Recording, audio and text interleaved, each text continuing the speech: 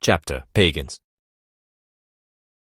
The main accusation against Anastasia is based on the idea that she is a pagan, without any proof or consideration of the ideas the tiger hermit has advanced, although Anastasia has precisely and clearly called herself a Vedrus.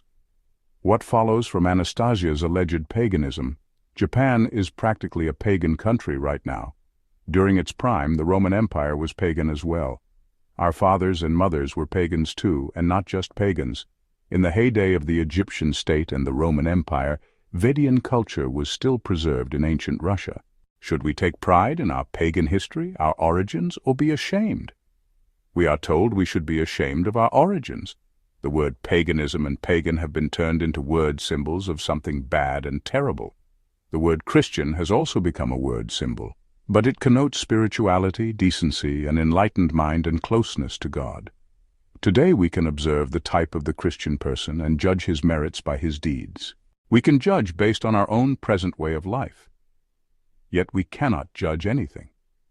We simply cannot compare it with the maligned way of life of our pagan fathers and mothers, which has been hidden from us. In the end of the history of our country offered up to us, we have been suggested the following. Our ancestors were some kind of horrible, ignorant people, but enlighteners came bringing an ideology developed in Israel, Christianity. The Russian Prince Vladimir accepted it and christened all of ancient Russia. Recently, we celebrated the millennium of Russians' christening. But what is 1,000 years? A flash in the context of billions of years. Well, let us imagine not a flash, but a single day. Knowing how to condense time becomes very important. Right now you will see what comes of this. You wake up one beautiful sunny morning and see visitors on the steps of your house. They tell you your parents were bad, terrible pagans, and that you need to be Christians. Stop interacting with nature and pray for your sins because your parents committed so many sins that their sin has been visited upon you. You immediately agree with the stranger's assertion and follow them to a temple and kiss their hands. You ask for their blessing and try not to even think about your parents. You wipe them from your memory, leaving only the concept of terrible pagans. This is the picture one gets in a figurative condensation of time. For the last 1,000 years, our attention has been focused on a number of different events. They tell us who fought whom, who built what beautiful structures, which prince or czar married whom, and who gained power and how. But compared with our relationship to our parents and their culture, this has no significant importance.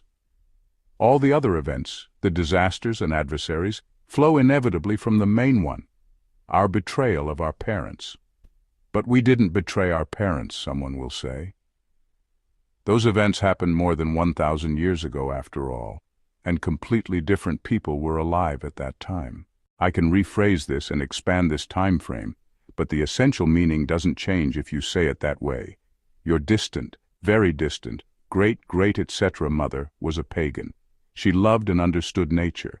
She knew the universe and the significance of the rising sun.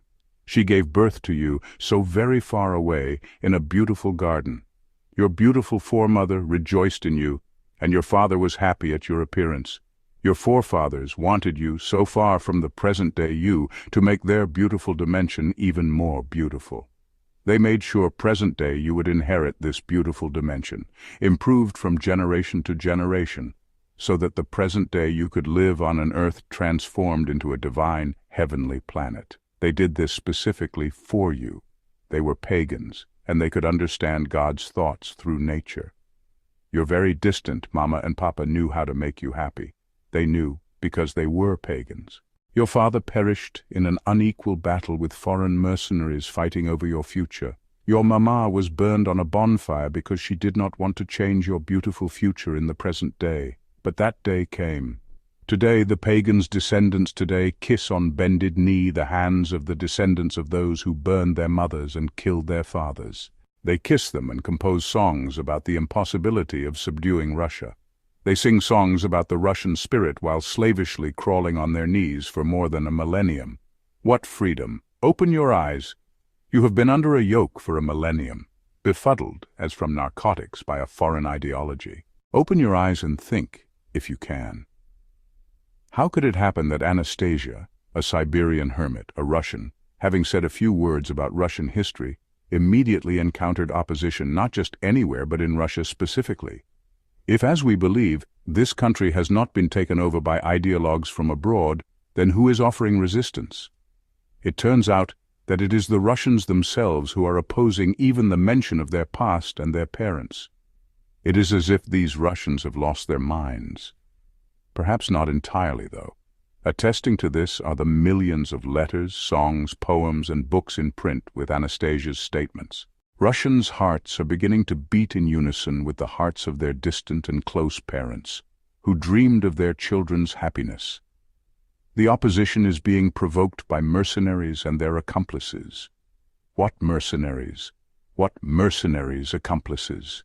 Do you seriously think that some Russian prince by the name of Vladimir changed the way of life of the entire Russian people with his word? He wasn't even yet very secure on his princely throne. Do you actually believe he sat and suddenly said, "Boys, I think you should forget the culture of your parents and be converted to Christianity"?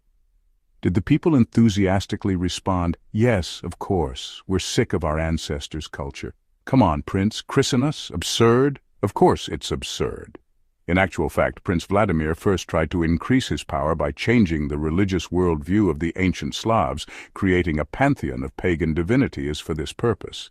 However, pagan beliefs could neither sanctify the social relations taking shape nor justify material and social inequity, the exploitation of man by man, or the divine ordination of princely power. This forced Prince Vladimir to choose an alien religion for the Russian people in order to satisfy his political ambitions. Nor is it a secret that the choice fell on the Byzantine version of Christianity, inasmuch as it provided for the actual subordination of the clergy to princely power despite its legal subordination to the Constantinople Patriarchate. We were assured that he did this for the good of the enlightenment and prosperity of ancient Russia. We all know that a change in ideologies is linked to social cataclysms and bloodshed. But here, what happened was not simply a change of ideologies. The religion, culture, and way of life and social order changed radically. If we compare what happened in those days with the 1917 revolution, then this was revolution squared. If after this revolution there had been a bloody civil war, then it would have been civil war squared. There was no civil war simply because in pagan Russia there were only pagans. They tell us about opposition, including armed opposition between the Christians and pagans of ancient Russia. But if all of ancient Russia was pagan, then how did there get to be Christians in ancient Russia? They came from outside with the mercenaries. By that time, Prince Vladimir was far from the mightiest prince. Of course, the prince maintained his own armed force. However, we know from history that for there to be any serious military actions, this armed force was not enough. It always required the support of the people. In ancient Russia, the popular militia was always the main military force. But what kind of popular militia can we talk about if the entire nation was opposed to Christianization? Mercenaries from outside, of course. But there were not enough funds in the prince's treasury to hire an entire army and pay for its work. Of course there weren't. But he got the necessary military support. From whom? From the patriarchs of Rome and other Christianized countries, who have become quite wealthy by that time. Thus, 1,000 years ago, the half-Russian Prince Vladimir, in exchange for reinforcing his power, allowed foreign emissaries to conduct propaganda and organize intrigues and provocations in ancient Russia, and to perpetrate violence against the Russian people. Ancient Russia proved more steadfast than the Roman Empire and did not fall for the propaganda to any great extent. Consequently, the prince's armed force was reinforced with mercenaries and some of the unbowed population destroyed. This is just one historical opinion, opponents might say. On the contrary, gentlemen ideologues, this is objective historical fact. It can be proven even without possessing Anastasia's phenomenal abilities or her knowledge of history. Now you and I, an ordinary person, can prove this to you as well, and that means many ordinary people will be able to sort this out as well. Tell me, gentlemen, adherents of occult ideologies, how many million Russian fathers and mothers did you burn alive on the bonfires? Name your number, even if it's low. Or do you contend that this didn't happen? It did. Even your sources mention this, remember. At an assembly in the 15th century, the Trans-Volga elders raised the question of rescinding the death penalty for heretics.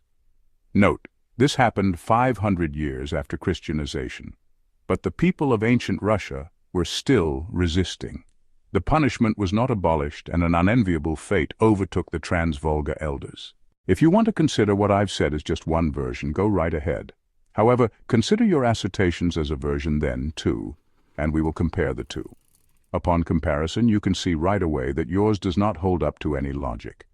It is based on mere assertion that you demand be taken for the truth. In addition, you cannot present any documents whatsoever confirming, for example, human sacrifice by the pagans of ancient Russia. Show people the archaeological evidence.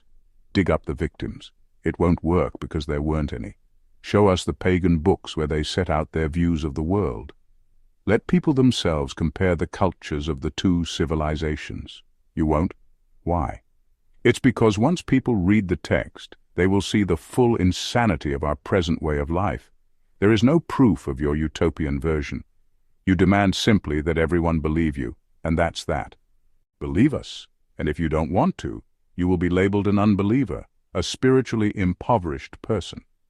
One can find evidence that ancient Russia was enslaved with the help of intrigues and forces. I will not cite the long list. For illustration, I will tell you about one of them. Since then, and up to the present day, ancient Russia can be considered to have been enslaved. Even today, a foreign ideology dominates Russia. Even today, Russia pays tribute. Only the form of payment is different. The flow of capital, the selling of minerals, the imposition of low-quality foreign goods. Even today, the ideological component can be very closely traced. The mere mention of the culture of ancient Russia sets the mechanism of opposition in motion, and the intrigues and attacks on Anastasia never cease. You talk about freedom of speech. Why are you so afraid of hers? Why do you strive to slander her and keep the people from getting to know the culture of their own country? Here is why. The culture of our ancestors is beautiful, joyous, and highly spiritual. Join us for the next segment of The Energy of Life, Book 7 of the Ringing Cedar series, Pagans Part 2.